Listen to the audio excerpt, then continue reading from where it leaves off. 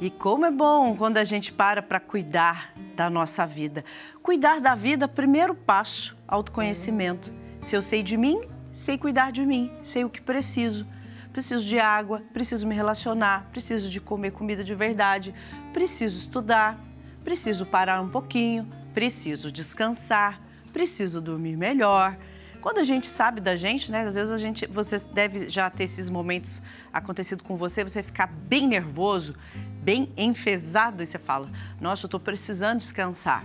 É difícil quem sabe disso. Ah, eu tô nervoso porque fulano me deixou nervoso, aquela situação me deixou com muita raiva, eu não consigo lidar com aquilo. Vai descansar. Não tem uma música que diz assim, vai pescar, né? Tá nervoso? Vai pescar? É por aí o caminho. Às vezes você precisa se conhecer. Não, eu estou precisando de dar um tempo. Eu preciso talvez sair um pouquinho da situação para enxergar e cuidar de mim. A gente vai percebendo a situação da vida quando a gente precisa recuperar a nossa saúde. E a Organização Mundial da Saúde já disse, saúde não é ausência de doença. Nós aos poucos estamos aprendendo isso. Conheço muitas pessoas que fazem tratamento de câncer, tratamento de físico, né, de alguma restabelecendo fisicamente e tem muita saúde. Por quê? A saúde, ela é um composto, né, biopsicossocial. Biologicamente, a gente precisa se cuidar, socialmente e psicologicamente também. E é simples, gente. É a gente que complica. Porque você quer o remédio mais difícil, mais raro, né? Para poder curar aquela saúde, aquela doença ou aquela situação na sua vida, você quer as soluções mais rápidas.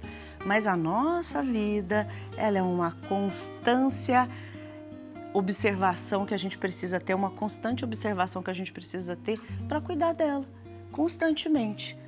Assim como a Terra, a gente precisa cuidar da nossa vida. Então, quando a gente fala biopsicossocial, assim como determina a Organização Mundial da Saúde, bio é a gente saber, primeiro, a gente precisa saber o que a gente se alimenta, o que você coloca no seu prato, o que você coloca, o que você consome na sua vida, no seu corpo, né? É um prato colorido? É assim, qual que é o grande segredo? A pessoa vai querer saber quais são os segredos dos chineses, o que a NASA desenvolveu, mas não é. É simples. É o arroz, feijão, é uma proteína, é uma salada, são legumes, é um prato colorido. Não tem segredo. É aquilo que a gente tira da terra, eliminando aquilo que é totalmente industrializado, o que é embutido, o que vai aquilo que a terra não dá. Tá vendo como é simples? Para o seu corpo agradecer. O seu corpo vai responder bem a isso. Recuperar a saúde quando você se hidrata. Não tem terra que resista à falta de uma água, muito menos o seu corpo. Principalmente você aí acima dos 60 anos. A senhora, o senhor que está aí paradinho, precisa se hidratar. Precisa, porque o corpo precisa disso para poder sentir vivo. Os maus estares, eles vão aparecendo. O corpo, ele vai falando de alguma forma. E é claro, né? Atividade física. Atividade física. Os ossos, né? Eles precisam desse impacto para se sentirem fortes. E os nervos, os músculos, precisam desse movimento para produzir saúde. As células, quando são exercitadas, elas liberam substâncias no cérebro que dão aquela sensação de prazer depois. Pode ser só 30 minutos por dia, mas que você movimente seu corpo. Restaurar a saúde quando tudo está engrenado e a gente pensa que emocionalmente você está sabendo lidar bem com os seus problemas. Você está sabendo lidar bem com os seus problemas, com os desafios? Quando a gente fala restaurar a saúde, não é não ter problema, não é a gente lidar com aquilo, mas é saber o que você precisa ver, né? É claro, você fala, mas é muita fraqueza, muita humilhação eu procurar um psicólogo. Não, forte é aquele que vai lá saber de si. Forte é aquele que tem coragem de falar, preciso saber de mim. Olha como eu estou agindo, preciso me deparar comigo mesmo. Não é? Seu carro está ruim, você leva lá, ou você não quer que o mecânico fale nada. Você precisa saber o que está acontecendo com o seu carro. Assim, você precisa saber o que está acontecendo com a sua vida. Saber o que é que você está repetindo, o que está acontecendo. Lidar com essa angústia, essa bola de angústia, que aí o profissional vai te ajudar a dissolver e vai te devolver algo para que você possa viver melhor. Ou você vai continuar vivendo com essa angústia grande, com esse mal-estar tão grande e evitando de viver melhor? Sabe por quê? Vou te dar uma notícia.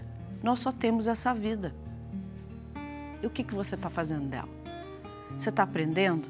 Você está cuidando? Você está construindo? Saindo da zona de conforto? Vai, levanta! Ou você está esperando uma mágica? Não existe mágica, não. Não existe. Isso tudo que nós estamos falando aqui é fruto de oração. O movimento e outra. Quando a gente fala de biopsicossocial, é você interagir, você ter relação com as pessoas. Nós somos seres de relação. Cada vez que a gente deixa de fazer uma amizade, de participar de um grupo, nem que seja para ir lá conversar, brincar, discutir algum assunto, você está se relacionando. Nós precisamos disso. Tudo isso junto nos faz sentir vivos. E eu acho que a forma mais grandiosa, uma da gente agradecer a Deus o dom da nossa vida, é a gente cuidar bem dela. É quando a gente olha para tudo isso e dá conta. É importante. Cuida de você. Quem sabe, né? Se você cuidar um pouquinho mais de você, você vai sentir um pouco mais desse amor. Esse amor próprio da vida. Vamos ler? Em São Marcos, nós separamos o trechinho de São Marcos, capítulo 10. Abre seu coração, muita esperança para você, abre os ouvidos da alma para você escutar. E Padre Ulisses vai nos ajudar a compreender melhor. Vamos juntos? São Marcos, capítulo 10. Chegaram a Jericó. Quando ele saía de Jericó com os seus discípulos e enorme multidão, estava sentado à beira da estrada pedindo esmolas Bartimeu, o cego, filho de Timeu. Quando soube que era Jesus de Nazaré, começou a gritar: Jesus, filho de Davi, tem piedade de mim. Muitos o repreendiam, mandando que se calassem. Mas ele gritava cada vez mais alto: Filho de Davi, tem piedade de mim. Jesus parou e disse: Chamai-o. Chamaram o cego, dizendo-lhe: Tem confiança, levanta-te, ele te chama. Ele jogou para o lado o manto, deu um pulo e veio até Jesus. Que queres que eu te faça? Perguntou-lhe Jesus. Disse-lhe o cego: Mestre, que eu recupere a vista. Vai, disse-lhe Jesus, tua fé te salvou.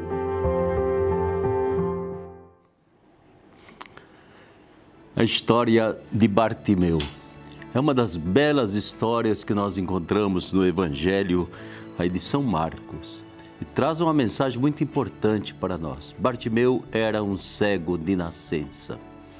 Cegueira, vocês entendem muito bem, né? Que é uma deficiência daquelas mais dolorosas que um ser humano pode ter. E, no entanto, é bom a gente perceber que a cegueira é uma realidade dura, mas ela não é apenas física, não são os olhos apenas, né? Há tanta cegueira da nossa mente, cegueira das nossas ideias, cegueira dos nossos sentimentos, das nossas emoções. É a cegueira física, a cegueira psicológica, a psíquica, a cegueira espiritual, quando não há nenhuma presença de fé em nossa vida. Então, resultado, muitas vezes nós vemos somente a casca, as aparências das coisas e das pessoas e não conseguimos perceber um pouco mais fundo aquilo que existe dentro de alguém ou de qualquer outro objeto, de qualquer outra coisa, né? E aí a importância, então, de que a gente seja curado dessa cegueira superficial ou então dessa cegueira total que toma conta da vida da gente. Eu acho bonita a cena do Bartimeu exatamente por isso. Ele vê que Jesus está passando e ele corre, ele grita, ele demonstra uma confiança imensa em Jesus, achando que ele vai me ajudar, né? E o pessoal já quer a todo custo que ele não perturbe, deixe Jesus em paz, né? Ele continua gritando até que Jesus então manda que ele venha, se aproxime. E Jesus não faz de imediato um milagre, Jesus quer que ele se expresse, que ele diga o que é que você quer, né? É a liberdade dele. E ele diz: eu quero ver, Senhor, é isso que eu quero. E quando ele expressa esse desejo assim, de forma confiante a Jesus, Jesus vai dizer: tá bem, que se faça como você quer, você vai ver. é interessante, porque de imediato Bartimeu deixa de lado a vida dele, joga fora até o manto que ele possuía e começa a seguir Jesus. Assim que ele não está vendo apenas com os olhos físicos, materialmente, mas ele começa a ver Jesus com os olhos da fé. Ele crê, ele está iluminado por dentro. Ele percebe que Jesus é muito mais do que, sei lá, um tipo de médico que pode fazê-lo enxergar. Não, há algo mais em Jesus. E essa conversão de Bartimeu o transforma num discípulo de Jesus. A partir daí ele vai segui-lo até o final da vida. Eu acho que tudo isso traz para nós assim uma lição muito forte, não é mesmo? Porque posteriormente, já quando curado, ele encontra a oposição do povo. No início o povo não queria que ele ficasse gritando. Agora que ele está curado, os chefes, que são inimigos de Jesus, querem que ele não conte para ninguém, não fale isso, porque não, ele continua afirmando diante da sua família, diante dos superiores lá do templo, ele me curou. Ele me curou. E esse testemunho ele vai dar para o resto da sua vida, entende? Então, para nós é muito importante a gente perceber esse milagre como um convite que Deus faz para a gente perceber que nós não enxergamos tanto assim. Apenas essa capacidade de ver não nos ajuda a perceber mais profundamente a nossa própria vida, nos enxergarmos interiormente, percebermos lá dentro o que há em nós, enxergarmos o outro não só pela casca que vem, pela aparência que traz e que a gente comenta, às vezes faz julgamentos negativos sobre uma pessoa, quando nós não enxergamos o interior de ninguém ou não procuramos enxergar, né? Então, a graça que Deus pode nos conceder é exatamente essa capacidade de enxergar não somente com os olhos, mas de enxergar também com o coração. Quando a gente enxerga com o coração, a gente percebe no outro, lá dentro dele, o seu coração. Lá dentro dele, tudo aquilo que ele traz, entende que nem sempre é tão explícito. E quando a gente consegue enxergar assim, aí sim, aí nós estamos vendo de verdade. Aí se realiza um milagre. E aí então nós conseguimos nos relacionar com as pessoas, não como se fosse com pessoas que estão competindo conosco, pessoas com quem a gente se compara, mas eu estou me relacionando com o coração da pessoa. Peço essa graça a Deus para que quando você encontra alguém, o seu sorriso, a sua saudação, o seu acolhimento, a sua bondade, sejam sempre de quem enxerga não só a aparência, a casca, mas enxerga lá dentro de cada ser humano, respeita, se aproxima e, se for preciso, ajuda. Vamos rezar nesse sentido e que São Bartimeu nos ajude a termos os olhos da carne e os olhos da alma sempre bem abertos. Rezemos? Vamos rezar. Pai nosso que estais no céu, santificado seja o vosso nome. Venha a nós o vosso reino e seja feita a vossa vontade, assim na terra como no céu. O pão nosso de cada dia nos dai hoje, perdoai as nossas ofensas, assim como nós perdoamos a quem nos tem ofendido. E não nos deixeis cair em tentação, mas livrai-nos do mal. Amém. Ave Maria, cheia de graça, o Senhor é convosco. Bendita sois vós entre as mulheres, bendito é o fruto do vosso ventre, Jesus. Santa Maria, Mãe de Deus, rogai por nós, pecadores, agora e na hora de nossa morte. Amém. Glória ao Pai, ao Filho e ao Espírito Santo. Como era no princípio, agora e sempre. Amém. Amém. Amém. Nossa Senhora Aparecida, rogai por nós.